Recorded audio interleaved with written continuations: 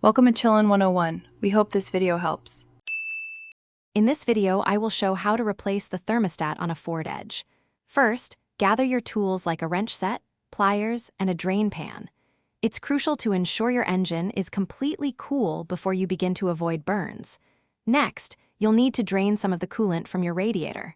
This prevents spills and makes the job much cleaner. Have a container ready to catch the old coolant for proper disposal. Now, let's find that thermostat. It's typically located where the lower radiator hose connects to the engine. You might need to remove some air intake components for better access.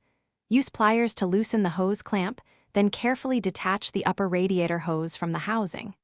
Finally, unbolt the thermostat housing, which usually involves two 8mm bolts. Be prepared for a small amount of coolant to spill. With the old thermostat removed, take time to clean the sealing surfaces on both the engine and the housing. This ensures a leak-free seal. Now, insert your new thermostat, making sure the jiggle valve is positioned at the 12 o'clock position. Place a new gasket, then reattach the housing, tightening the bolts to 89 inch-pounds. Reconnect the radiator hose and secure it with its clamp. The final steps involve refilling your cooling system with the correct 50/50 coolant mixture. Slowly add coolant to the degas bottle, filling it to 25mm above the cold fill line.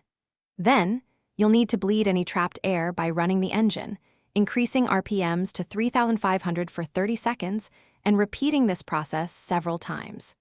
This ensures proper circulation and prevents overheating. Remember to check the description below for a link to the Oala water bottle and other great deals. Once cool, top off the coolant if needed. Thanks for watching. Consider subscribing if we helped you.